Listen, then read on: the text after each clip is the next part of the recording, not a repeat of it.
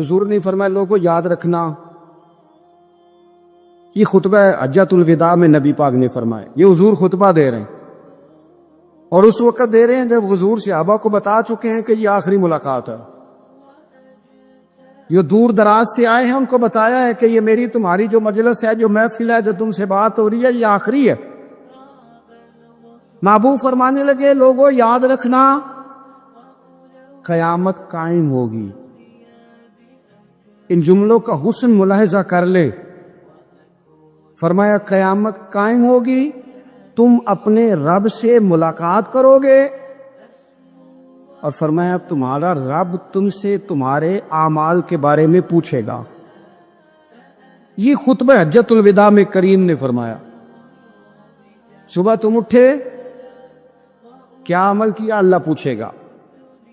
کسی سے ملاقات ہوئی، طرز کیا تھی، سوچ کیا تھی، اللہ پوچھے گا۔ لین دین میں کیا معاملات تھے، تمہارے اعمال کے، اللہ سے ملاقات ہوگی، وہ کھڑا کر کے پوچھے گا۔ اور حدیث میں کئی جگہ پہ حضور نے فرمایا وہ تم سے سوال کرے گا، تمہیں جواب دینا ہے۔ میرے عزیز بھائیوں، تیار رہنا چاہیے، تیار۔ ہم نا منت کرتے ہیں آخری دن ہو نا، تنخواہ دار لوگ کہتے ہیں یار یہ آخری ایام چل رہے ہیں، کوئی خرچہ نہ بتا، اس لیے کہ حساب کے متھے لگنا۔ آخری دنوں میں، بجٹ کے دنوں میں لوگ پریشان ہوتے ہیں کہ حساب دینا ہے۔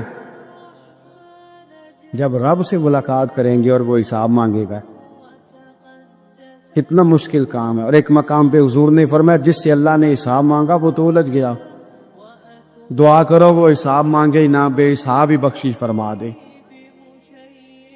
نبی پاک صلی اللہ تعالی علیہ وآلہ وسلم نے ارشاد فرمایا اسی خطبہ حجۃ الوداع میں، حضور فرمانے لگے سن لو، میں نے تم تک اللہ تعالیٰ کا پیغام پہنچا دیا ہے۔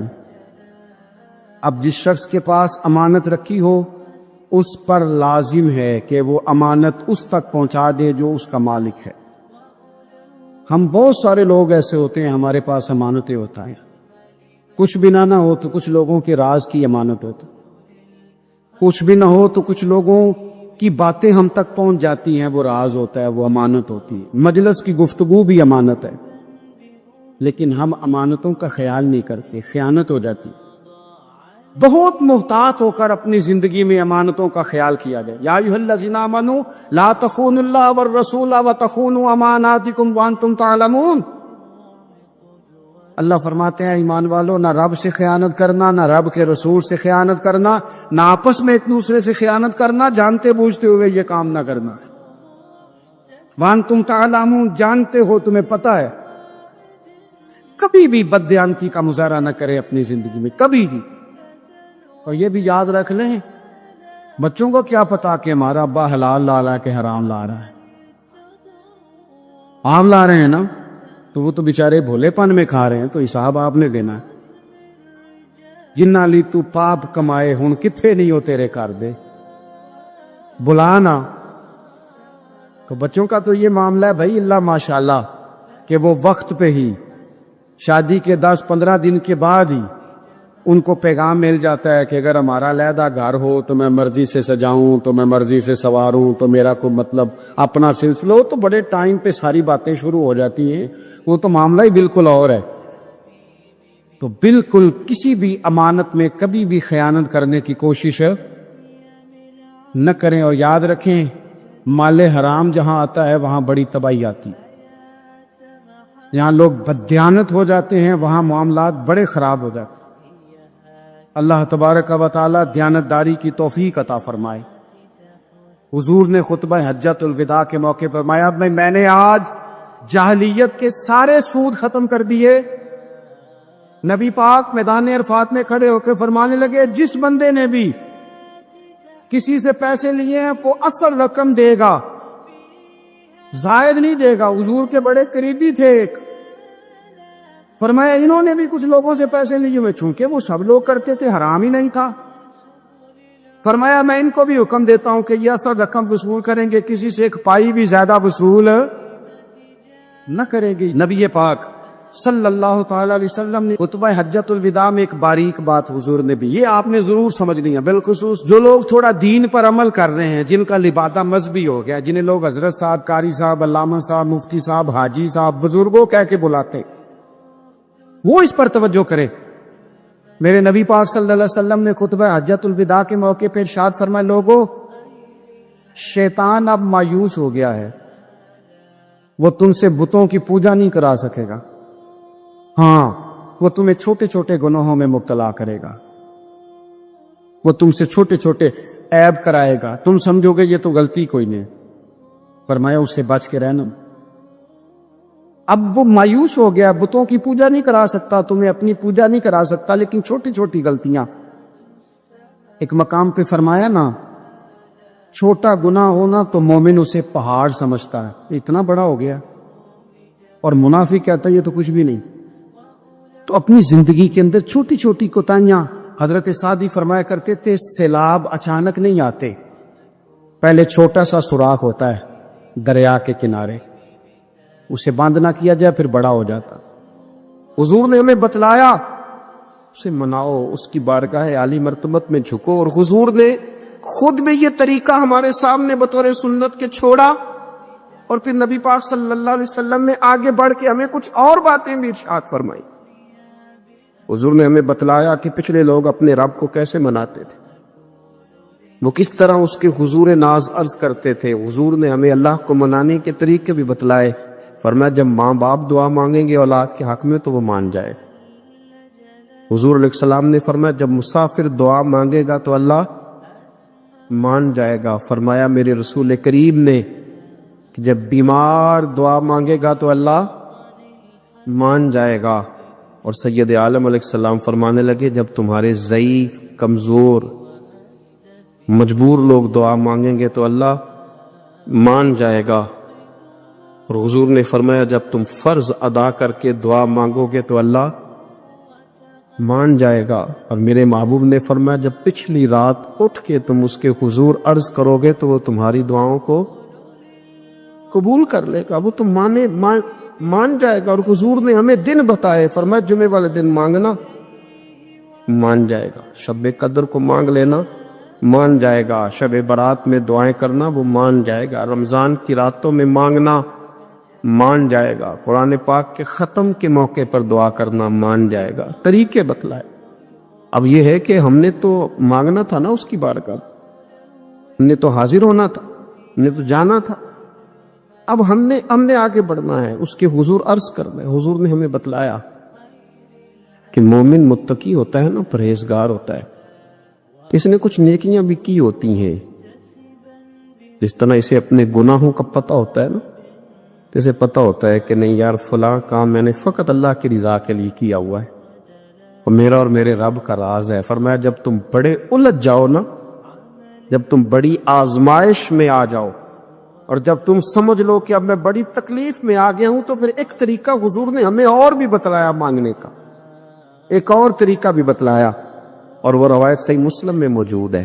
راوی حضرت عبداللہ ابن عمر رضی اللہ تعالیٰ، حضور فرماتے ہیں 3 لوگ سفر کر رہے تھے، یہ آپ اندازہ فرمائیے صحیح مسلم کی حدیث ہے، ذرا حضور کے سمجھانے کا ایک یہ رنگ بھی ہے اللہ کو منانے کا، ایک یہ انداز بھی ہے اس کی بارگاہ میں گزارشات پیش کرنے کا، یہ بھی ایک طریقہ حضور نے ہمیں بتلایا۔ اگرچہ اپنی نیکیوں کو چھپانا چاہیے، نیکیاں جو چھپی ہوئی ہوتی ہیں وہ قیمتی ہوتی ہیں، وہ قیمتی چیزیں ہوتی ہیں جو لوگوں نے چھپا کر کے رکھی ہوتی ہیں۔ حضرت عبداللہ ابن عمر فرمانے لگے کہ نبی پاک صلی اللہ علیہ وسلم فرماتے ہیں 3 لوگ سفر کر رہے تھے، رستے میں طوفان آ گیا، تیز بارش شروع ہو گئی، تو حضور فرماتے ہیں وہ تینوں بارش سے بچنے کے لیے ایک غار میں چھپ گئے۔ وہ پتہ ہے پرانے زمانے کے اندر غاریں ہوتی تھی، اور لوگ جب سفر کرتے تھے لمبے تو پتھروں اور پہاڑوں کے بیچ میں سے سفر کرتے تھے، وہ غار کے اندر چلے گئے۔ اب چونکہ طوفان بہت زیادہ تھا، جب وہ غار کے اندر چلے گئے تو اللہ کے پیارے حبیب صلی اللہ علیہ وسلم فرماتے ہیں ایک پتھر اوپر سے لڑکتا ہوا آیا اور غار کے منہ کے آگے آ کے اس نے غار کو بند کر دیا۔ اب اتنا تیز اور اس مضبوطی کے ساتھ وہ پتھر لگا اور اتنا صحیح فٹ ہوا کہ اندر روشنی آنی بھی ختم ہو گئی۔ اب 3 لوگ ہیں، تھوڑی دیر تو وہ پریشان رہے کہ شاید اب کبھی بچ نہیں سکیں گے، شاید چاروں جانب اندھیرا ہی ہے اور اندھیرا ہی رہے گا، شاید یہاں سے نکلنے کے لیے اب ہمیں کوئی رستہ میسر نہیں آئے گا۔ وہ پہلے تو پریشان ہوئے، پھر کہنے لگے یار اس طرح کرو، ذرا غور کیجئے گا میری بات پہ۔ فرمایا اس طرح کرو، اگر کوئی زندگی میں نیکی کی ہے نا تو ذرا اس نیکی کو یاد تو کرو، اور یاد کر کے اس مالک کے حضور عرض تو کرو، وہ کریم ہے، کوئی آنکھو شاید من جاوے تے گل کم تتڑی دا بن جاوے، عرض تو کرو۔ ان میں سے یہ آپ اندازہ فرمائیے، یہ بات بیان کر رہا ہے، یہ مدینے والے رسول بیان کر رہے، یہ نبی پاک علیہ السلام نے بیان فرمایا، یہ وہ کہانی ہے جو ہمیں ہمارے نبی پاک نے سنائی، رسول کریم علیہ السلام نے ہمیں بتلائی، یہ داستان محبت۔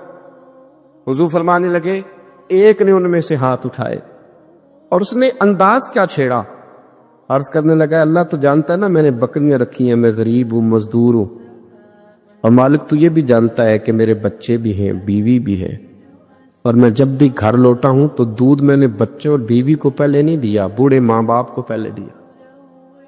اللہ میں نے ان کے ساتھ ہمیشہ کرم کے بازو کھول کر معاملہ کیا، وہ غار میں تنہا بیٹھے ہیں اور اپنے مالک کو منا رہے ہیں۔ عرض کرتے ہیں اللہ تجھے یاد ہے نا ایک رات جب میں بڑی دیر سے لوٹا تھا، لکڑیاں کاٹتے، درخت تلاش کرتے، مجھے دیر ہو گئی، میں دیر سے لوٹا تھا، نیت یہ کر رکھی تھی کہ دودھ سب سے پہلے ماں باپ کو پلاؤں گا، مالک جب میں لوٹا تو وہ بوڑھے تھک کر کے سو گئے تھے، میری بیوی نے مجھے کہا کہ بچوں کو پلا دو، وہ سو گئے، تو میں نے کہا نہیں میرے ذمے ہے ان بوڑھوں کے دل کو ٹھنڈا کرنا، ان سے پیار کرنا۔ اللہ بیوی مانگتی رہی، بچے طلب کرتے رہے، میری ٹانگوں میں گھومتے رہے، بار بار آتے رہے، پر میں نے دودھ نہیں پلایا۔ اے مالک فجر ہو گئی، آفتاب طلوع ہونے کا وقت آ گیا، پر میں نے ماں باپ کے بیدار ہونے کا انتظار کیا۔ اے اللہ وہ جب اٹھے تو ان کی آنکھوں میں جو میرے لیے دعا تھی اور ان کے سینوں میں جو میرے لیے کرم تھا، اگر تیری بارگاہ میں وہ نیکی قبول ہے تو مالک پھر رحم فرما، نہ اس مشکل سے آسانی عطا فرما۔ سنو سنو، رسول کریم صلی اللہ علیہ وسلم فرماتے ہیں کہ اس بندے کی دعا مکمل ہوئی تو پتھر تھوڑا سا سرک گیا، اور اتنا سرکا کہ آسمان نظر آنے لگا۔ جس نے ماں باپ کو منایا ہے، ان سے پیار کیا ہے، پھر یہی بات وسیلہ بن جائے گی رب کے ماننے کا، پھر یہ وسیلہ بنے گی، اللہ اس سے مان جائے گا۔ پھر رسول کریم صلی اللہ علیہ وسلم فرمانے لگے، دوسرا بولا اور عرض کرنے لگا کہ اے اللہ تو جانتا ہے مجھے اپنے چچا کی بیٹی بھانے لگی تھی، میں اس کی طرف رغبت کرنے لگا تھا، اور میں نے جب اس سے جا کے ارادہ کیا کہ میں تیرا طالب ہوں تو اس نے مجھے کہا کہ پہلے 100 دینار لاؤ۔ بانا تو اللہ میں نے مشقت کر کے 100 دینار جمع کیے، اور جب میں پوری طرح اس پر حاوی ہو گیا، وہ میرے قبضے میں آ گئی اور گناہ کا میں نے ارادہ کر لیا، تو اس عورت کے منہ سے ایک جملہ نکلا کہ اللہ سے ڈر، اے مالک وہ میرے قبضے میں تھی، اے اللہ میں گناہ پر قادر تھا، میں چاہتا تو گناہ کر لیتا، لیکن جب اس نے تیرا نام لے کے کہا نا کہ اللہ سے ڈر، اللہ میں ڈر گیا، میں اسے چھوڑ کے آ گیا۔ اگر تجھے یہ بات پسند ہے تو پھر نکال دینا اس مشکل سے، پھر کر دینا کرم۔ اللہ میری بھی تو چڑھتی جوانی تھی نا، میں بھی تو سب کچھ کر سکتا تھا، پر تیرے لیے، تیری خاطر میں لذت گناہ سے باز رہا، تو اللہ تو رحمت فرما دے۔ حضور فرماتے ہیں اس کی دعا مکمل ہوئی تھی کہ پتھر تھوڑا اور سرک گیا۔ پھر تیسرا بولا اور اس نے بول کے کہا، اے اللہ ایک مزدور کو، ایک دیہڑی دار کو، ایک غریب کو میں نے کام پہ رکھا ہوا تھا، یہ تیرا اور میرا راز ہے اللہ، وہ مزدور، وہ دیہڑی دار میرے پاس کام پہ لگا تھا، کچھ چاول میں نے اس کی اجرت مقرر کر دی کہ تو کام مکمل کرے گا تو میں تجھے دوں گا۔ اور جب اجرت لینے کا وقت آیا تو وہ بگڑ کر ناراض ہو کر چلا گیا۔ میں اسے ڈھونڈتا رہا، وہ مجھے ملا نہیں۔ میں نے اس کے چاولوں کی قیمت کاروبار میں انویسٹ کر دی، اس کا تھوڑا سا سرمایہ پر میں نے کھایا نہیں۔ پھر وہ اس سے میں کاروبار کرتا رہا اور اتنا کاروبار کیا کہ بہت ساری گائیں اور ان کے چرواہے تیار ہو گئے۔ وہ سالوں کے بعد لوٹا۔ میں نے اس غریب کا مال کھایا نہیں بلکہ بڑھایا، محفوظ کر کے رکھا۔ وہ سالوں کے بعد لوٹا اور کہنے لگا میرا مال، تو میں نے کہا وہ ساری گائیں تیری ہے، وہ چرواہا تیرا ہے، یہ سارا کچھ تیرا ہے۔ وہ کہنے لگا تو مجھ سے مذاق کرتا ہے، میں غریب کہاں اور گاؤں اتنی بڑی گائیں کہاں، تو مذاق کرتا ہے؟ تو میں نے کہا مذاق نہیں، میں نے اپنے رب سے ڈر کے تیرے مال کی حفاظت کی، یہ تیرا ہے۔ اے اللہ، میں کھا بھی تو سکتا تھا نا، پر تجھ سے ڈر کر میں نے وہ سارا محفوظ رکھا۔ اللہ اگر تجھے میری یہ ادا پسند ہے تو پھر آج مان جانا، آج راضی ہو جا۔ اللہ کے رسول فرماتے ہیں اس کی دعا مکمل ہوئی تھی کہ پتھر لڑکا اور ان کے لیے رستہ بن گیا۔ وہ باہر آ گئے تو حضور نے ہمیں بتلایا کہ وہ تمہاری نیکیاں جو چھپی ہوئی ہیں، وہ تمہاری نیکیاں جو تم نے خالص اللہ کی رضا کے لیے کی ہے، ان نیکیوں، ان اعمال کا وسیلہ بھی تمہارے رب کے ماننے کا ذریعہ بن جائے گا۔ اس کو منایا جائے، اس کے حضور حاضری دی جائے، اس سے بخشش کا سوال کیا جائے، اس کی بارگاہ میں یہ گزارش کی جائے کہ اللہ غریبوں، مجبوروں، کمزوروں اور ان لوگوں کے صدقے جو اللہ رستہ دیکھ رہے ہیں کہ رستہ کب کھلے گا، جو تیری بارگاہ کرم کے سوالی ہیں، ان کے صدقے تو رحم فرما، تو کرم فرما۔ تو میرے عزیز، ایک اور بات جو اللہ کو منانے کے لیے ہمیں ہمارے پیارے رسول صلی اللہ تعالی علیہ وسلم نے بتلائی کہ جب انسان بہت زیادہ عاجزی کرتا ہے نا، بہت زیادہ عاجزی، تو پھر بھی اللہ مان جاتا ہے۔ جب وہ اس کے حضور بہت عجز کا اظہار کرتا ہے، بہت زیادہ عجز کا اظہار کرتا ہے، وہ ڈر جاتا ہے اس سے۔ وَلِمَنْ خَافَ مَقَامَ رَبِّهِ جَنَّتَانِ، فرمایا جو میرے سامنے کھڑے ہونے سے ڈرے گا میں اسے 2 جنتیں عطا کروں گا۔ حضرت بابا فرید الدین مسعود گنج شکر بابا صاحب رحمت اللہ علیہ فرماتے ہیں کہ ایک نیک نوجوان تھا، دن کو روزہ رکھتا، رات کو نماز پڑھتا، پر اللہ سے ڈرتا پھر بھی بہت زیادہ تھا، بڑا ہی ڈرتا تھا۔ موت کا وقت آیا تو ماں ہی تھی بس اس کی، تو ماں سے کہنے لگا اماں تو میری ماں ہے، میرے ساتھ 3 وعدے تو کر۔ اس نے کہا پتر تو بتا، آخری ہجکی لے رہا ہے اور اس غریبنی ماں سے تو وعدہ لے رہا ہے، بتا کیا وعدہ ہے؟ عرض کرنے لگا اماں جب میں مر جاؤں نا تو میرے گلے میں رسی ڈال کے تو مجھے گھمانا گھر کے صحن میں، اور لوگوں کو کہنا جو رب کی نافرمانی کرے اس کا یہی حال ہوتا ہے۔ یہ اعلان کرنا جو اللہ کے نافرمان ہوں ان کا یہی اشر کیا جانا چاہیے۔ اور اماں پھر دوسرا وعدہ کر، میرا رات کو جنازہ اٹھایا جائے، میں نہیں چاہتا کہ کسی کے منہ سے یہ لفظ نکل جائیں کہ وہ دیکھو اللہ کا نافرمان جا رہا ہے، رات کو میرا جنازہ اٹھانا۔ اور اماں تیسرا میرے ساتھ وعدہ کر کہ لوگ مجھے دفن کر کے آ جائیں گے تو میری قبر پہ چلی جائے گی، عمل میرے پاس کوئی نہیں، پر مجھے لگتا ہے ماں کے قدموں کی برکت سے عرش کا مالک بھی رحم فرمائے گا۔ اماں تو وعدہ کر کہ میرے ساتھ وعدہ کر۔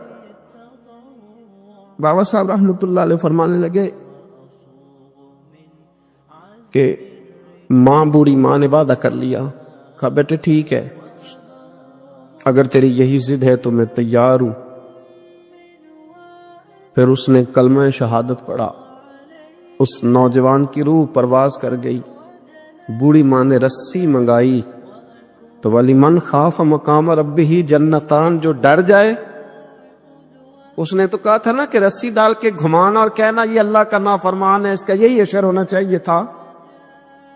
لیکن جب ماں گلے میں رسی ڈالنے لگی تو گھر کے ہر کونے سے آواز آنے لگی، خبردار یہ رب کا دوست ہے، اللہ کے دوستوں کے ساتھ اس طرح کا معاملہ نہ کیا جائے، اسے چھوڑ دیا جائے، اور کہا تمہیں کچھ بھی اور کرنے کی ضرورت نہیں ہے، یہ تو رب کا دوست ہے اور رب کی بارگاہ میں حاضر ہو گیا۔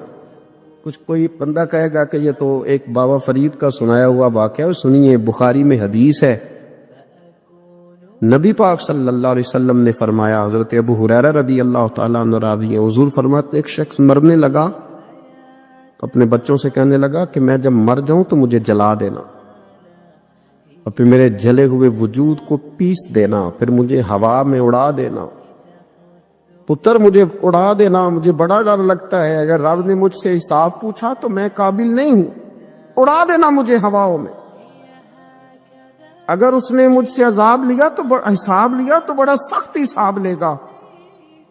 حضور فرماتے ہیں، بخاری میں موجود ہے، اس کے بچوں نے اسی طرح کیا، اس کے مرنے کے بعد اسے جلایا، ہوا میں اڑا دیا۔ اللہ کے محبوب فرماتے ہیں، رب کریم نے حکم دیا زمین کو کہ اس کے ذرات کو جمع کرو، زمین نے ذرے جمع کیے، خدا نے حکم دیا تو اس کا وجود پھر سے اسی شکل میں آیا، تو رب کریم نے فرمایا یہ جو تو نے وصیت کی تو کیوں کی؟ اللہ جانتا ہے کہ نہیں جانتا؟ یہ کی تو کیوں کی؟ تو وہ پڑا، کہنے لگا اللہ میرے اندر تو طاقت نہیں تھی تیرے سامنے کھڑا ہو کے حساب دے سکوں، تجھے منانے کے لیے تیرے خوف سے ڈر گیا، میں ڈر گیا۔ اگرچہ ہمارے بزرگوں نے لکھا ہے کہ آج یہ وصیت کرنا، اس رنگ میں یہ طرز اختیار کرنا درست نہیں، لیکن آپ غور فرمائیے کہ نبی پاک علیہ السلام فرماتے ہیں جب اس نے کہا نا اللہ تجھ سے ڈر کے یہ کیا، تو رب کریم نے فرمایا جا، پھر میں نے تیری مغفرت کر دی، کیونکہ اللہ کو پتا تھا یہ دل سے بات کر رہا ہے۔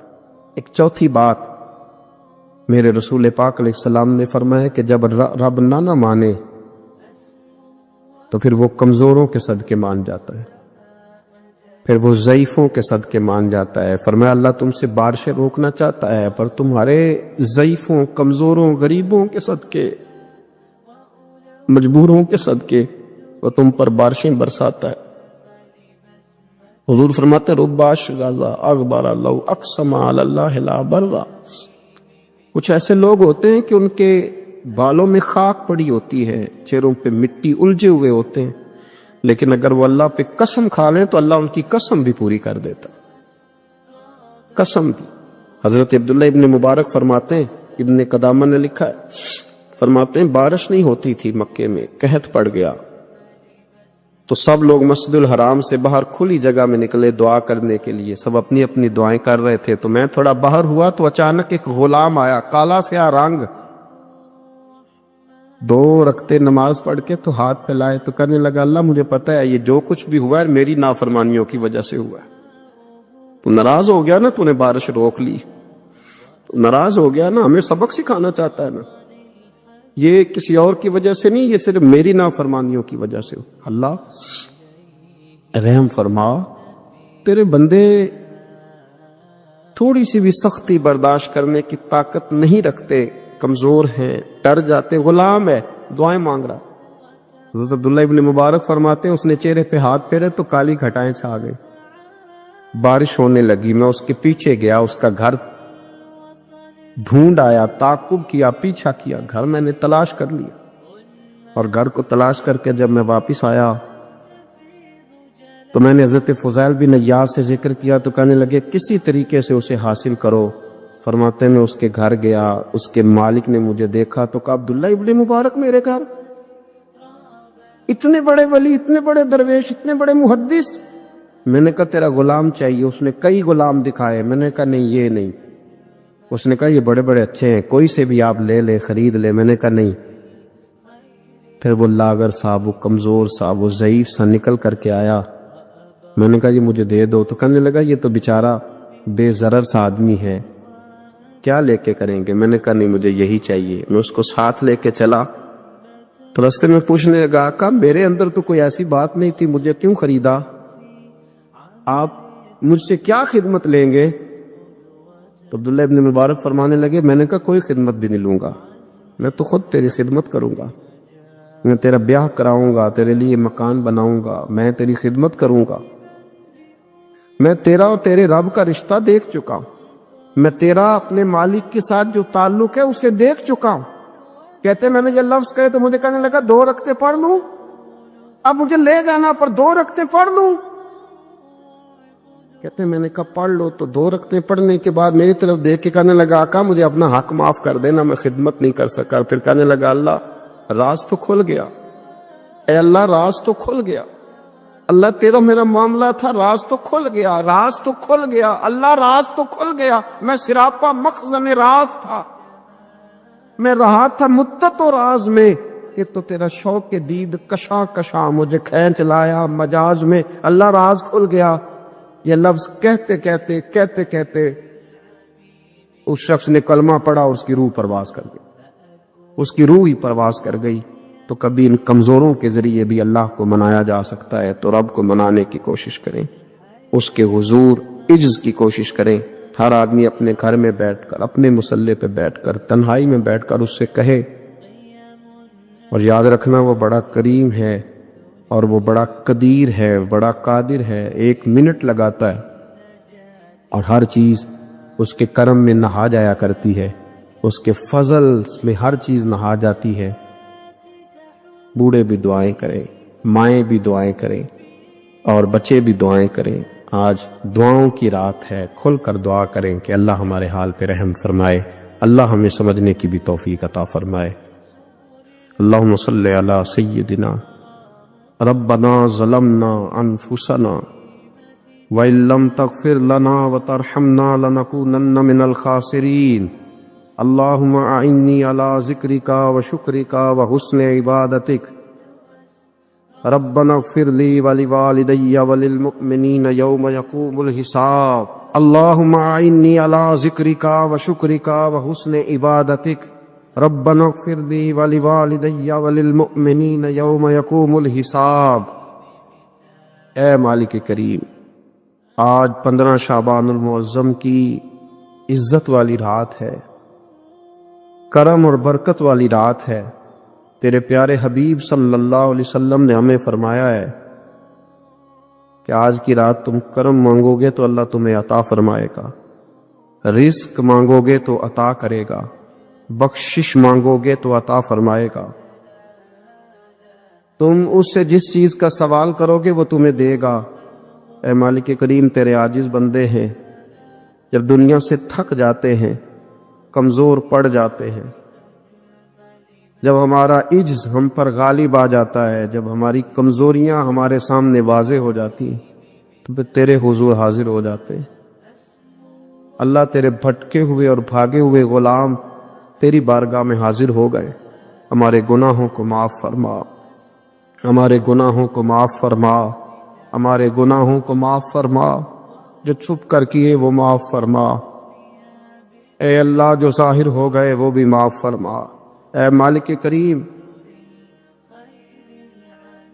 جو ہم سے بھول کر ہو گئے وہ بھی معاف فرما۔ بغداد میں 20 لاکھ آدمی قتل کروایا اس نے، 20,000 نہیں، میں نے کہا ذمہ داری سے حوالہ دو۔ کتنے لوگ؟ بولیے 16 لاکھ آدمی اس نے تلوار سے مروایا۔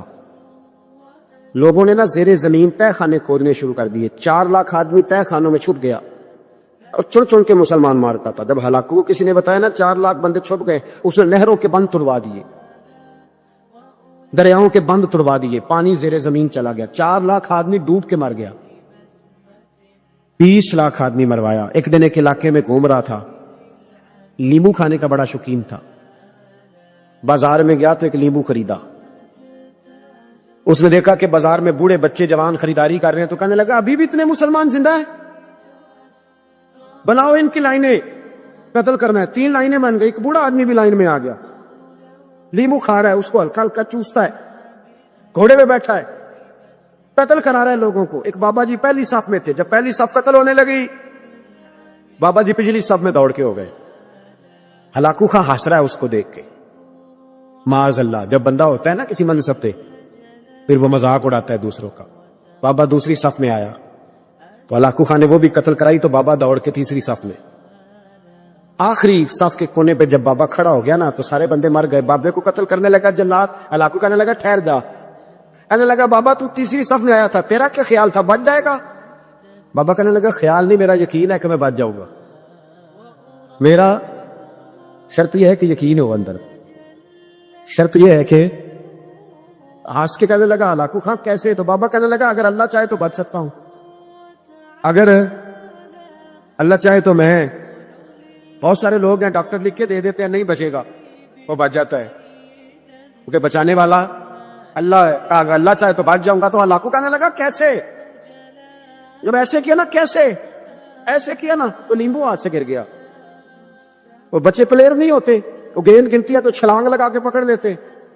وہ بڑا گھوڑ سوار تھا, نیزہ باز تھا, چھلانگ لگائی لیمبو کیش کرنے کے لیے. کیسے تو کیسے بچے؟ یوں ہاتھ گھمایا, لیمبو گرا تو چھلانگ لگائی, نیچے جھکا. جب نیچے جھکا نا تو گر گیا گھوڑے سے. جو پیر تھا وہ گھوڑے کی رکاب میں الجھ گیا. گھوڑا ڈر کے دوڑ گیا. جب گھوڑا دوڑا تو زمین پر زور زور سے سر لگنے لگا. سپاہیوں کہتا دوڑو اس کو پکڑو. سپاہی بھی دوڑے پر گھوڑا قابو نہ آیا. گھوڑا اس وقت رکا جب نہ اس کا چہرہ پہچانا جاتا تھا, نہ آنکھیں سلامت تھی, نہ ناک سلامت تھی. اس کی کھوپڑی ساری اس طرح چور چور ہو گئی جیسے کسی نے ہتھوڑے کے ساتھ پیسی ہو. ہلاکو کی لاش سے خون بہ رہا تھا. پاپا ہنس رہا تھا. ایک سپاہی کہنے لگا بابا تو کیوں؟ کہنے لگے میں اپنے رب کی قدرتوں پہ مسکرا رہا ہوں. کل من علیہ فان ویبقی وجہ ربک ذو الجلال والاکرام. کا میں نے اسے سمجھایا تھا کہ بچانے والا بچا لیا کرتا ہے. جب آپ مسلمان ہوتے ہیں نا, کلمہ پڑھتے ہیں تو ہم اعلان کرتے ہیں آج کے بعد فیصلے میرے نہیں چلیں گے, فیصلے اللہ کے چلیں گے. لیکن پریشانی پتہ کب ہوتی ہے؟ جب ہم فیصلہ اپنی مرضی کا مانگتے ہیں. او بھائی جب تو مالک کا غلام ہے, بندہ ہے, تو پھر دکھ کس چیز کا نام ہے؟ کسی درویش نے کہا تھا دکھ کس چیز کا نام ہے کہ اللہ کی مرضی اور ہے اور تیرا ارادہ اور ہے. تو کہتا ہے بات اس طرح بنے جس طرح میں چاہتا ہوں, اور رب کہتا ہے نہیں میں نے فیصلہ کر لیا ہے. پھر تو دکھی ہوتا ہے. سکھی بھلا کون ہوتا ہے؟ جو رب کر دے وہ کہے بالکل ٹھیک ہے, وہ کہے بالکل. اور قرآن مجید نے اسے بیان کیا رضی اللہ عنہم ورضوا عنہ. اللہ کہتا ہے میرے بندوں کی شان یہ ہے کہ اللہ ان سے راضی ہے اور وہ اللہ سے راضی ہے. اللہ ان سے راضی ہے اور وہ بھی راضی ہے اللہ سے. اللہ نے جہاں رکھا ہے وہ اللہ سے. ایک پہلو یہ ہے کہ اللہ راضی ہو جائے, ایک پہلو یہ ہے کہ بندہ راضی ہو جائے.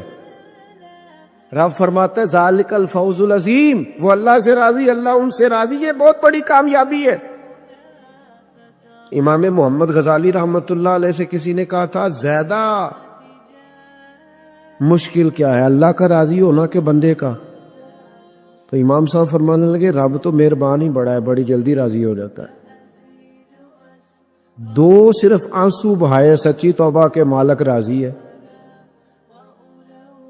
کسی غریب کی مدد کر دے اخلاص سے اللہ راضی ہے. اللہ تو جلدی راضی ہو جاتا ہے. مشکل یہ ہے کہ بندہ نہیں راضی ہوتا. یہ اس نے ہر روز ایک نئی امید لگائی ہوئی ہے, ہر روز اس کا نیا رنگ ہے. یہ راضی نہیں ہوتا.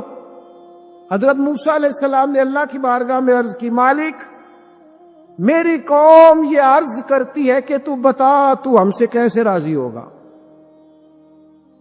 حضرت موسیٰ اپنی قوم کی عرض لے کر مالک کی بارگاہ میں کوہ طور پہ حاضر ہے. او یارو اسے دل کی تختی پہ لکھ لینا. عرض کی مالک میری قوم کہتی ہے رب کریم کے حضور عرض کرے کہ ہمیں بتائے ہمارا رب ہم سے کیسے راضی ہوگا. تو حضرت کلیم کہتے ہیں جب رب کی بارگاہ میں عرض کیا تو مالک نے فرمایا ان سے جا کے کہو وہ مجھ سے راضی ہو جائیں, بس وہ راضی ہو جائے میں بھی ان سے راضی ہو جاؤں گا. حضرت سیدنا عبداللہ ابن عمر رضی اللہ تعالی عنہ کا صاحبزادہ بڑا سخت علیل ہو گیا. بچے بیمار ہو جائے تو تکلیف بڑی ہوتی ہے انسان کی طبیعت کو. حضرت عبداللہ ابن عمر کے بیٹے بڑے سخت علیل ہو گئے. جناب عبداللہ ابن عمر بڑے پریشان ہیں, کبھی ادھر جاتے ہیں کبھی ادھر جاتے ہیں. اس حکیم کے پاس اس طبیب سخت پریشان. آپ کے دوست احباب دیکھتے ہیں کہ حضرت عبداللہ ابن عمر بڑے سخت آزمائش میں، بیٹے کا انتقال ہو گیا، صحت نہ ہو سکی، اللہ کا حکم آ گیا۔ اب یہ جو انتقال ہے، یہ ظاہر ہے بیماری سے زیادہ مشکل کام ہے، بیٹا چلا ہی گیا ہے۔ لیکن وہ لوگ کہتے ہیں جب ہم بعد میں تعزیت کرنے کے لیے گئے تو جناب عبداللہ ابن عمر کو بڑا مطمئن دیکھا، تو ہم نے عرض کی کہ حضور اس وقت تو صرف بیمار تھا تو آپ زیادہ تسلی میں نہیں تھے، اور اب آپ بڑے تسلی میں محسوس ہوتے ہیں، وجہ؟ تو فرمانے لگے جب تک میری ذمہ داری تھا نا میں پریشان تھا، اب خدا کے کرم اور رحمت کی جگہ پہ چلا گیا، اللہ کا فیصلہ آ گیا ہے، اور میں سمجھا ہوں کہ میرا رب اسے اپنی بارگاہ میں بلانا چاہتا ہے، لہٰذا میں پورے طور پر مطمئن، اب میں اللہ کی رضا پہ پوری طور پر راضی ہوں۔ میرے عزیز، جب تک یہ رضا حاصل نہیں، کیا لطیف انداز ہے۔ وہ ہمارے ایک بڑے زبردست رائٹر تھے صاحبزادہ خورشید احمد گیلانی مرحوم، ان کا ایک مضمون چھپا ایک دفعہ، امت کا پہلا صوفی،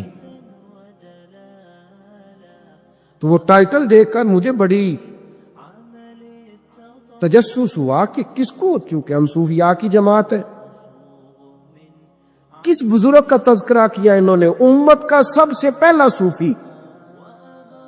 تو جب مضمون کھولا تو امت کا سب سے پہلا صوفی انہوں نے جناب صدیق اکبر کو قرار دیا، فرمایا یہ پہلے درویش ہے اس امت کے، حضرت ابو بکر صدیق۔ حضرت ابو بکر صدیق علیل ہو گئے، بیمار ہو گئے، تو یہ دیکھیے ذرا ان کا انداز تصوف۔ یار دوست پتہ لینے گئے تو ایک روٹین ہوتی ہے نا، جب لوگ تیمارداری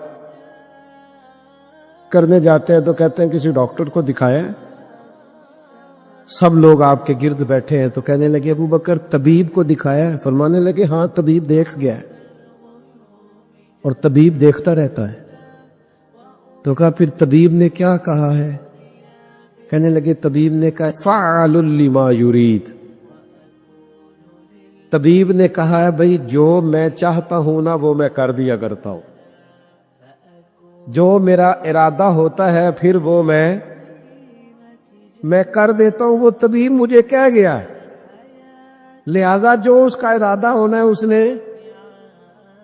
اب وہ جو ارد گرد بیٹھے تھے وہ بھی تو صحابہ تھے نا، اس باریک بات کو فوراً سمجھ گئے، کہنے لگے اللہ تجھے جزا عطا کرے۔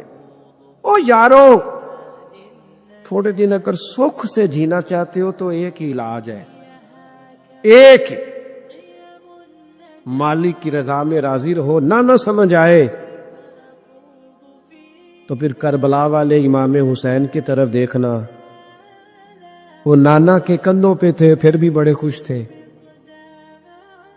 وہ ماں کی گود میں تھے پھر بھی بڑے خوش تھے، شیر خدا کی باہوں میں تھے پھر بھی بڑے خوش تھے، حسن کے ساتھ سفر حج پہ تو بھی بڑے راضی تھے، اور جس دن رجب کے مہینے میں مدینہ چھوڑ رہے تھے تو اس دن بھی کہہ رہے تھے مالک میں تیری رضا پہ راضی ہوں۔ اور حسین ابن علی رضی اللہ تعالیٰ عنہ نے ہمیں یہ معیار دیا ہے، جس دن شبیہ مصطفیٰ علی اکبر ان کے گھر میں پیدا ہوئے تھے، حسین اس دن بھی بڑے راضی تھے، اور جب اللہ اکبر کہہ کے زخم کھا کے جناب علی اکبر گھوڑے سے زمین پر تشریف لائے تھے اور جوان بیٹے کو سہارا دے کر انہیں اٹھانا پڑے تھا، حسین اس دن بھی رب کی رضا پہ بڑے راضی تھے۔ اور جب چھوٹا سا بیٹا ان کی گود میں اس کی سانسیں اکھڑ رہی تھیں تو امام علی مقام اس وقت بھی اپنے رب کی رضا پہ بڑے ہی راضی تھے، حد ہو گئی۔ جس گلے کو محبوب چومتے تھے اس وقت بھی حسین راضی تھے، اور جب اسی گلے پہ خنجر چل رہے تھے تو امام علی مقام نے یہ نہیں کہا کہ مالک میرا اتنا امتحان، آخر میرے مسئلے کب حل ہوں گے، میری مشکلات کب حل ہوں گی، آخر کس وقت، یہ نہیں فرمایا، بلکہ یہ سارا کچھ سہ کے دونوں ہاتھ زمین پہ بچھا کے سجدہ شکر ادا کر کے کہا مالک جہاں تو رکھے حسین وہاں راضی ہے۔ اتنا شکوہ ہے ہماری زندگی، آپ یقین کریں ان باتوں کی بھی دوست دعا کرانے آ جاتے ہیں جہاں دل کرتا ہے کہ انہیں سمجھائیں کہ یار نہ، کہیں تو ٹھہرنا اپنے رب کی رضا پہ۔ یار دیکھو چھوٹی بات نہیں، حضرت انس بن مالک کہتے ہیں 10 سال میں نے نبی پاک کے گھر میں نوکری کی ہے، 10 سال، 10 سال، 1 سال کے بعد لوگ اکتا جاتے ہیں، سارا پتہ چل جاتا ہے، اس کے بعد وہ چاہتے نہیں رہتی، بندہ پرانا ہو جاتا ہے، اکرام احترام اللہ ماشاءاللہ وہ نہیں رہتا۔ فرماتے ہیں 10 سال حضور کے گھر میں نوکری کی، پورے 10 سال ایک دفعہ بھی رسول پاک نے اف نہیں کہا۔ فرماتے ہیں ایسا نہیں کہ کبھی کوئی ایسی بات نہیں ہوئی جس سے حضور ناراض ہو، کئی دفعہ ایسے موقع آئے، حضور نے کسی کام سے بھیجا، میں جا کے بچوں کے ساتھ کھیلنے لگا، محبوب آئے، میں ڈر گیا، لیکن حضور نے کچھ بھی نہیں کہا، مسکرا کے فرمایا تمہیں کام بھیجا تھا کر کے کیوں نہیں آئے؟ او یار آپ ٹھہرے تو صحیح، استقامت تو ہو، ذرا ذرا سی بات پہ بلبلا اٹھنا، تڑپ جانا، ہر چیز سے الجھ جانا، یہ بندہ مومن کی شان نہیں۔ طاقتور زندگی گزارو، طاقتور، ایک تو یہ کہ مشقت کرنی ہے، دوسرا اللہ کی رضا پہ راضی رہنا۔ ہمارا ایک مزاج بن گیا ہے کہ ہم نہ مشقت کے قائل اور عادی نہیں رہے، سکون تلاش کرتے ہیں۔ اب تو ڈھیر سارے لوگ ایسے ہیں کہ ذرا کوئی مصیبت آئی نہیں تو ان کے ہاتھ پیر پھولنے شروع ہو جاتے، انجانا خوف اور بے مقصد قسم کی باتیں لوگوں کو ڈراتی ہیں۔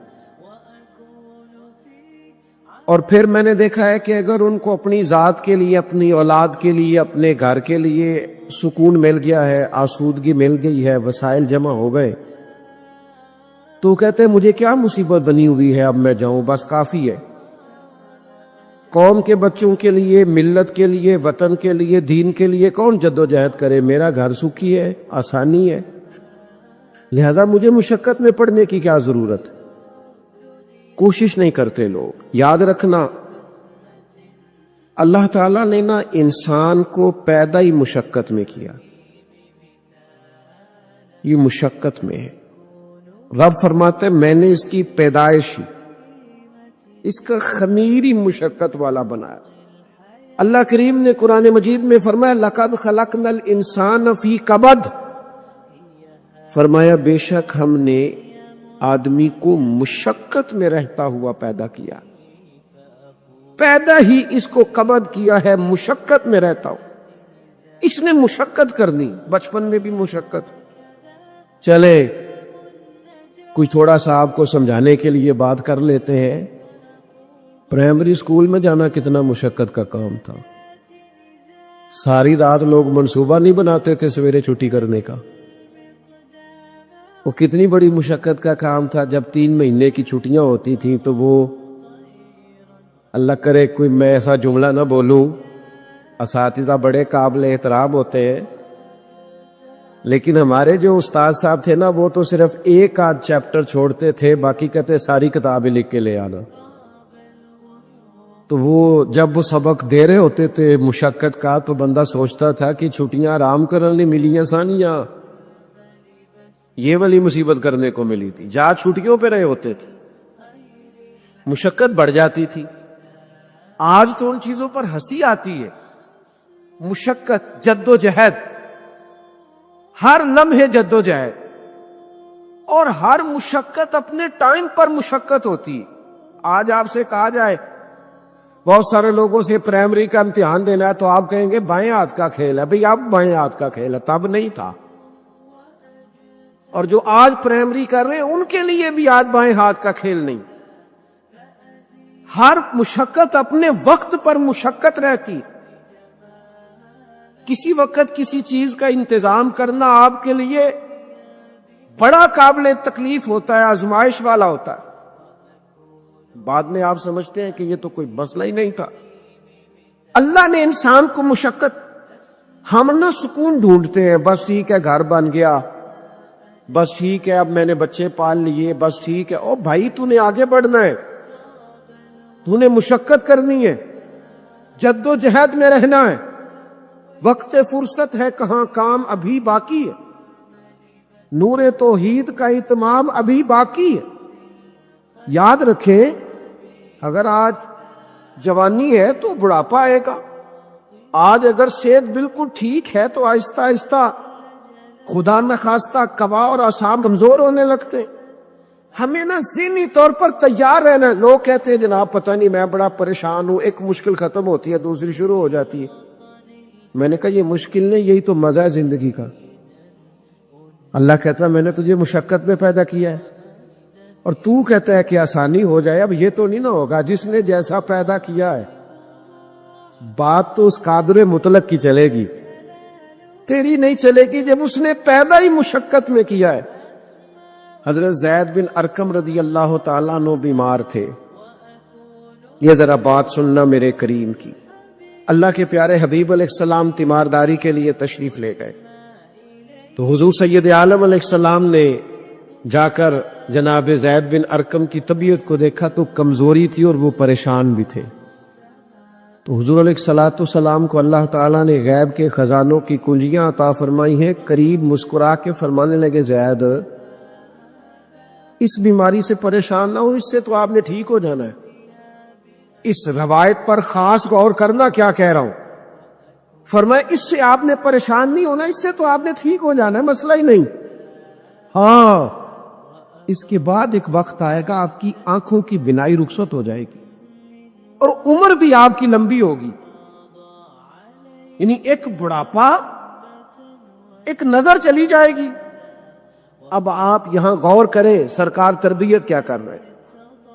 حضور فرما رہے ہیں یہ جو مشکل ہے یہ تو گزرنے والی ہے، اس کے بعد جو مشکل آنے والی ہے وہ اس سے بڑی ہے۔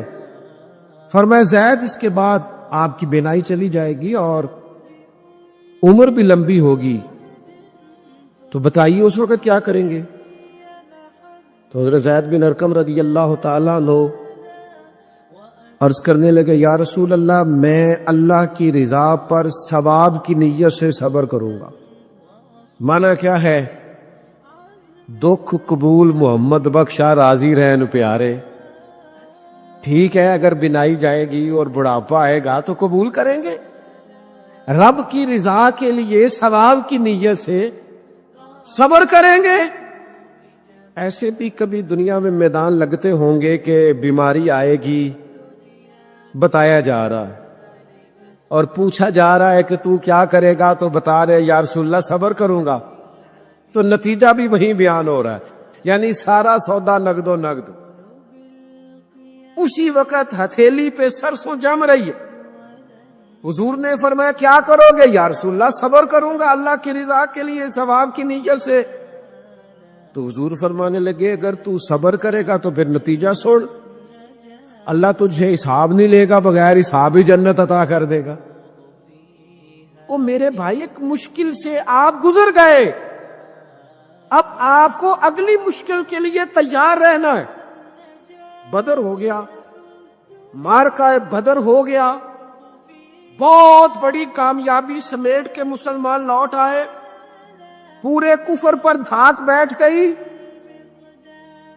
بڑے بڑے موٹے کافر سارے بدر میں مارے گئے، ابو جہل مارا گیا، عتبہ اتیبہ مارے گئے، چوٹی کے کافر مارے گئے، تو کیا اس کے بعد پھر معاملہ ختم ہو گیا؟ اتنی بڑی فتح سمیٹ کر مسلمان آئے، لیکن تھوڑے ہی عرصے کے بعد احد میں جانا پڑا۔ تو آپ تو فتح یاب ہو گئے، کامران ہو گئے، اور اس وقت 313 تھے، اب تو 1000 تعداد ہو گئی، لیکن اس کے بعد جو مشکل آئی اس سے بڑی آئی۔ 70 صحابہ شہید ہوئے، سعد بن ربیع شہید ہوئے، حضرت عبداللہ بن جہش شہید ہوئے، حضرت امیر حمزہ کا سارا وجود کاٹ دیا گیا، آنکھیں نکال دی گئیں، ہونٹ کاٹ دیے گئے۔ اس کے بعد جو مشکل آئی اس سے بڑی تھی، صبر سے برداشت کی، حالات ٹھیک ہو گئے، نہیں، خندق تیار ہے، مار کا تیار ہے، اور قحط کا زمانہ اور کڑاکے کی سردی، بھوک کا یہ عالم کے لوگوں نے پیڑ پہ پتھر باندھ لیے، لیکن خندق کھودنی ہے، میدان میں رہنا ہے۔ یہ معاملہ ختم ہوا تو کیا بات دب گئی؟ عمرے کے لیے گئے تو انہوں نے حدیبیہ میں روک لیا۔ اب کیا یہاں معاملہ رکا؟ نہیں، پھر فتح مکہ کی باری آئی، پھر تبوک۔ میرے رسول پاک علیہ الصلوۃ والسلام نے پوری دنیا پر اسلام کا جھنڈا لہرا دیا۔ کہاں تک اسلامی سلطنت پہنچ گئی؟ جناب عمر کے زمانے میں وہ قادسیہ کے علاقے، روم، ایران، تو کیا قربانیاں ختم ہو گئی؟ بس طاقت آ گئی، قوت آ گئی، ہمت آ گئی، ہزاروں علاقے زیر نگیں آ گئے، ختم ہو گیا معاملہ؟ نہیں، جناب عمر شہید ہوئے، پھر حضرت عثمان شہید ہوئے، حضرت علی نے 9 سال یا 13 سال کی عمر میں جہاد شروع کیا تھا، عمر میدانوں میں گزری، پھر مولا علی شہید ہوئے۔ اب کیا آسانی ہو گئی، آسودگی ہو گئی؟ نہیں، یہاں تو باریاں ہیں امتحان دینے کی۔ امام حسن کی باری آئی تو زہر دے دیا گیا، انتڑیاں کٹ کٹ کے گرنے لگیں۔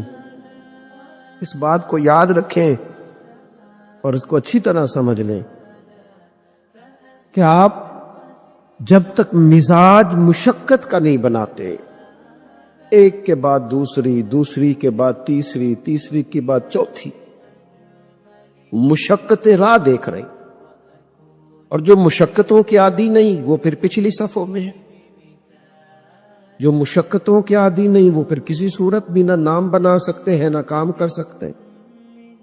جس کو آرام کرنا ہے، جس کو سکون سے سونا ہے، وہ منزل نہیں پا سکتا۔ آپ کو آگے بڑھنا ہے، آپ کو جدوجہد کرنی ہے، آپ کو کوشش کرنی۔ آج کل نا ہمارے ہاں سب سے زیادہ جس چیز کا فقدان ہے وہ محبت ہے۔ ہمارے لہجے، ہمارا انداز، ہمارا طریقہ، ہمارا اٹھنا بیٹھنا، اس کے اندر نا محبت نہیں۔ ہم نا لہجے الفت والے نہیں، مزاج محبت والا۔ کسی جگہ یار کوئی چلو پنجابی بندے ہیں، ایک دیسی گل تو ہم سنانے میں مزہ آئے گا۔ وہ ایک جگہ میں کہیں ہم بیٹھے تھے ایک دفعہ، تو کسی شخص نے کسی سے کوئی لینی دینی تھی چیز، تو اس نے بات کی، تو آپ کو پتہ ہے وہ ریٹ لینے والا پوز زیادہ مانگ لیتا ہے اور دینے والا کوشش کرتا ہے 0 سے شروع کرو، نیچے سے ریٹ دیتا ہے۔ اس نے کوئی بات کی، ریٹ تھوڑا بتایا تو سامنے والا ناراض ہو گیا، کہنے لگا تو کس طرح کا بندہ ہے، کنج دی گل کی تھی۔ اب یہ جو ریٹ لگانے والا تھا اس نے بڑا حسین بات کی، وہ بندہ جواب میں بڑے غصے میں آ گیا، اس نے تلخ لب و لہجہ، لگتا تھا تھوڑی دیر کے بعد اٹھ پڑے گا، گریبان تامے گا۔ تو آج کے کہنے لگا یار وہ لینا دینا تے مقدراں دا، گل تے پیار نال کر۔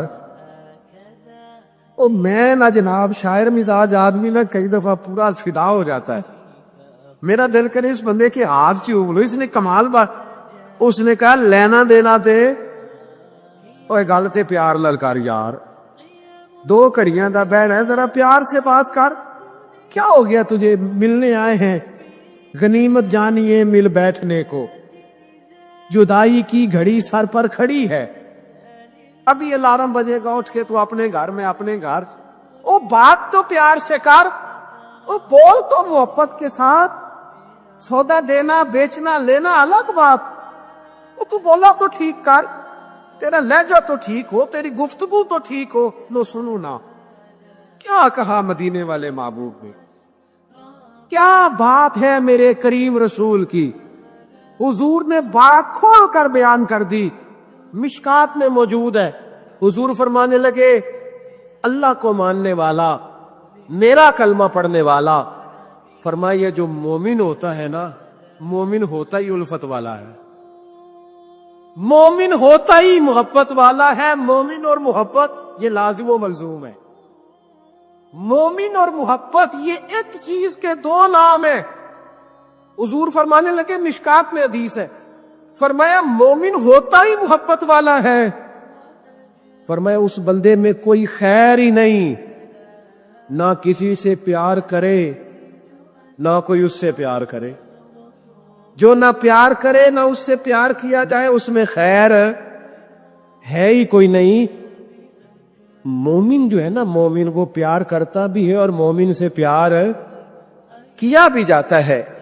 اپنی زندگی کو تلخی, مومن کی شان نہیں تلخ تلخ رہنا, ناراض ناراض رہنا, بے چین سا رہنا, ہر وقت شکوے کرنے, ناراض وقت گزارنا, ہر وقت کوئی نہ کوئی اعتراض کا دروازہ کھول کے رکھنا, ہر وقت کوئی نیا شکوہ, کوئی نئی بات کھول کے رکھنا.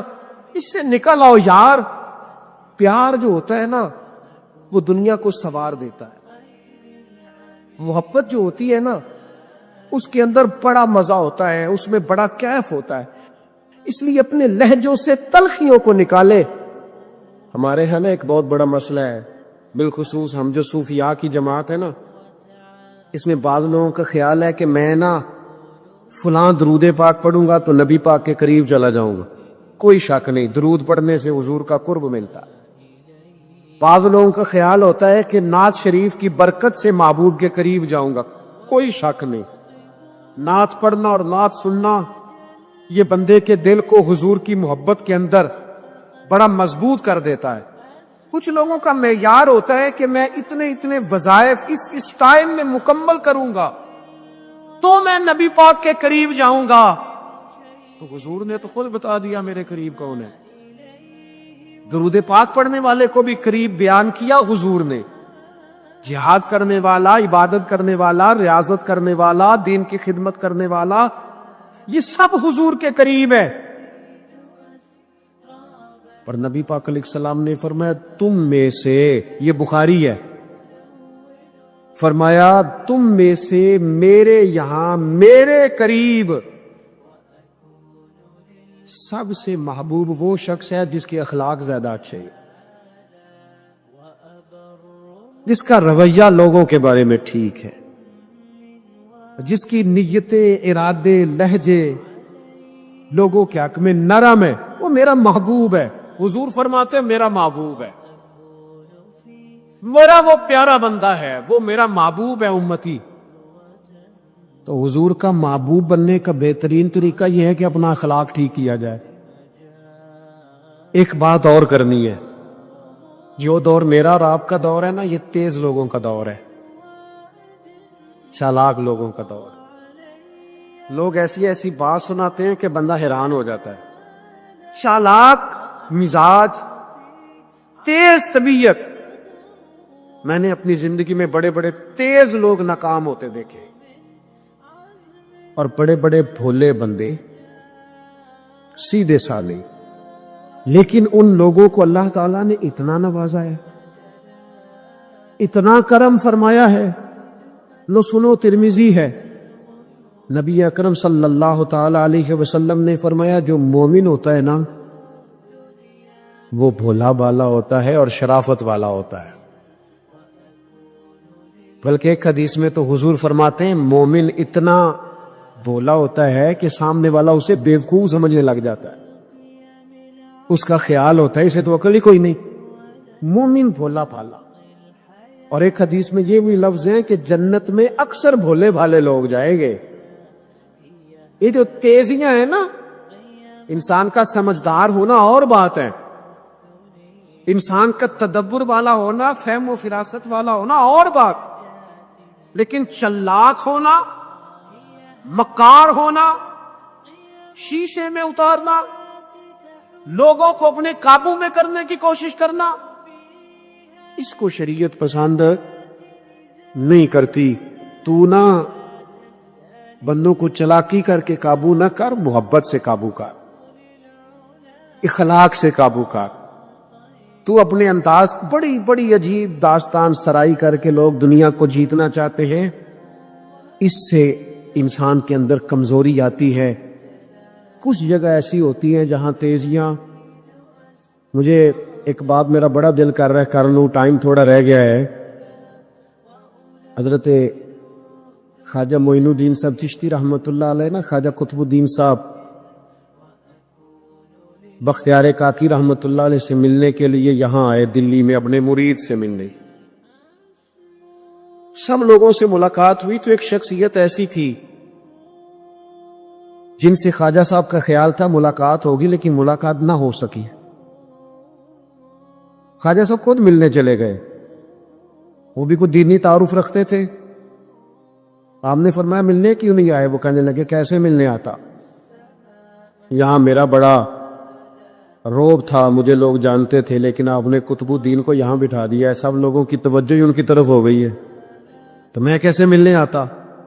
خواجہ معین الدین صاحب رحمۃ اللہ علیہ خواجہ قطب صاحب سے فرمانے لگے بیٹے کسی کا دل توڑ کے کام نہیں کیا جاتا دین کا، تو سامان باندھ چلے، تو میرے ساتھ اجمیر چل، دلی رہنا ہی نہیں۔ انہوں نے کہا حضور جو حکم ہو۔ انہوں نے سارا سامان سمیٹا، اونٹوں پہ رکھا، روانگی ہونے لگی۔ جب دلی سے باہر نکلے نا شہر سے، تو سارا شہر امڑ آیا، حتیٰ کہ بادشاہ وقت بھی منتیں کر رہا ہے، لوگ رو رہے ہیں حضور خواجہ قطب کو نہ لے کے جانا۔ اس شخص کے درد نے پورے شہر کو درد والا بنا دیا، اس کی تہجد کے وقت کی دعاؤں نے بڑے لوگوں کو مصلی پہ کھڑا کر دیا۔ اس شخص کا اللہ پر بھروسہ بڑے لوگوں کو ایمان کو تقویت دیتا ہے۔ حضور مہربانی کریں نہ لے کے جائیں۔ اتنے سارے لوگ رونے لگے اور رنگ اور ہو گیا۔ حضرت خواجہ معین الدین صاحب فرمانے لگے پتر سامان اتارو، مصلی بچھاؤ، دلی میں رہنا ہے۔ یہ بھی ایک پیغام ہے، اسے بھی آپ نے یاد رکھنا ہے۔ تو خواجہ قطب الدین صاحب کہنے لگے حضور آپ نے فرمایا تھا کسی کا دل توڑ کے نہیں رہنا۔ فرمانے لگے اتنے سارے لوگوں کا دل ٹوٹنے سے بچاتے بچاتے کسی ایک کا ٹوٹ بھی جائے تو خیر ہے، اب کسی ایک کا دل بچاتے ساری دنیا کا دل توڑ دے، اللہ کرے آپ کو اس بات کی بھی سمجھ آئے۔ ہم نہ بازو کا کسی ایک کا دل بچاتے، ایک کا صرف اپنا گھر بچاتے ساری دنیا توڑنے لگے ہو، صرف ایک شخص کی رضا کی خاطر ساری دنیا کو توڑ دو گے، ایسا نہ کرنا اپنی زندگی میں۔ لوگ کسی بندے کا دل توڑ کے اس کی عزت اتار کے اسے پریشان کر کے جھڑک کے کہتے ہیں آیا تھا بندہ سنائیے میں نے چار، وہ تو نے گناہ کر کے اب تو بتا رہا ہے، کسی کو ڈانٹ ڈپٹ کے دل توڑ کے کہانیاں سنا رہا ہے، چلاکیاں کر کے اور تیزیاں دکھا کے، یہ تو بندہ مومن کی شان نہیں ہے۔ میرے کریم نے تو فرمایا نیکی تجھے سکون دے، اور جب تو گناہ کر کے غمگین ہو تو اس کا مطلب ہے تم مومن ہو۔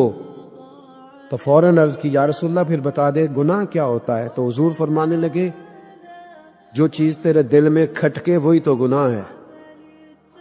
وہ جو چبھ رہی ہے نا، مومن کے دل میں غلطی چبھتی ہے، کھٹکتی ہے، اسے پریشان کرتی ہے یہ غلطی، اگر وہ چبھتی ہے تو پھر اس کا مطلب ہے وہ گناہ ہے۔ آج کل نا لوگوں نے گناہ کو گناہ سمجھنا چھوڑ دیا۔ کسی نے کہا تھا جنوں کا نام خرد رکھ دیا، خرد کا جنوں، جو چاہے آپ کا حسن کرشمہ ساز کرے، آپ جو چاہیں نام رکھیں، جو آپ کی طبیعت آئے آپ وہ کام کریں، آپ اپنی مرضی سے نیکی اور بدی کا معیار قائم کر لیں، یہ ٹھیک نہیں ہے۔ اللہ کے رسول صلی اللہ تعالی علیہ وسلم نے جو آئینہ ایک بندہ مومن کے لیے بنایا ہے، اس آئینے کو ہمیشہ برقرار رکھا جائے، اپنے اندر وہ علامات تلاش کی جائیں جو ایمان کے بعد مومن کے اندر تبدیلیاں آتی ہے، قلبی طور پر، روحانی طور پر اور اخلاقی طور پر بندہ مومن کی کچھ علامتیں ہوتی، اس کی کچھ شانیں ہوتی ہے، ان شانوں پر غور کرے، اپنے آپ کو دیکھیں، اپنے اوپر غور کرے، اپنے دل کا معیار چیک کرے۔ سن 10 ہجری کی بات ہے۔ حج کا بڑا دن تھا اور عرفات کا میدان لاکھوں لوگوں سے بھرا ہوا تھا۔ حضور اپنی اونٹنی قصوہ پر بیٹھے ہوئے تھے۔ سارے صحابہ چپ ہو کر آپ کی بات سن رہے تھے۔ حضور نے سب سے پہلے کہا، اے لوگو، میری بات دھیان سے سنو، ہو سکتا ہے کہ اس سال کے بعد میں تم سے یہاں نہ ملوں۔ یہ سن کر کئی صحابہ کی آنکھیں بھر آئیں۔ سب کو لگا کہ یہ وداعی کا آخری پیغام ہے۔ پھر نبی نے لوگوں کو 3 باتیں بہت صاف طور پر سمجھائیں۔ 1. انسان کی عزت اور جان کی حفاظت۔ آپ نے کہا کہ کسی مسلمان کا خون، اس کی عزت اور اس کا مال دوسرے پر حرام ہے، یعنی کسی کو پریشان کرنا، اس کا حق مارنا یا برا بولنا گناہ ہے۔ 2. عورتوں کے حق کا خاص حکم۔ آپ نے کہا، عورتوں کے بارے میں اللہ سے ڈرتے رہو، وہ تمہاری ذمہ داری ہیں، ان کے ساتھ اچھا سلوک کرو۔ 3. سب برابر ہیں، آپ نے صاف کہا، نہ کوئی گورا کالے سے بہتر ہے، نہ کوئی عربی کسی غیر عربی سے بہتر، سب سے بہتر وہی ہے جس کے دل میں تقویٰ ہو۔ اس کے بعد آپ نے لوگوں کو یہ بھی بتایا کہ سود، بیاج ہمیشہ کے لیے حرام ہے اور جاہلیت کے زمانے کی لڑائیاں اور بدلے ختم کر دیے گئے ہیں۔ پھر آپ نے سب کو اللہ کی کتاب قرآن کو مضبوطی سے پکڑنے کی تاکید کی تاکہ کوئی راستہ نہ کھوئے۔ آخر میں حضور نے صحابہ سے پوچھا، کیا میں نے اللہ کا پیغام پہنچا دیا؟ صحابہ سب زور سے بولے، ہاں یا رسول اللہ، آپ نے اللہ کا پیغام پہنچا دیا۔ یہ سن کر نبی نے آسمان کی طرف انگلی اٹھائی اور کہا، اے اللہ، تو گواہ رہنا۔ اس پل پورا میدان رو پڑا۔ یہ وہی دن تھا جسے آج ہم خطبہ حجۃ الوداع کہتے ہیں، حضور کا آخری اور سب سے بڑا پیغام۔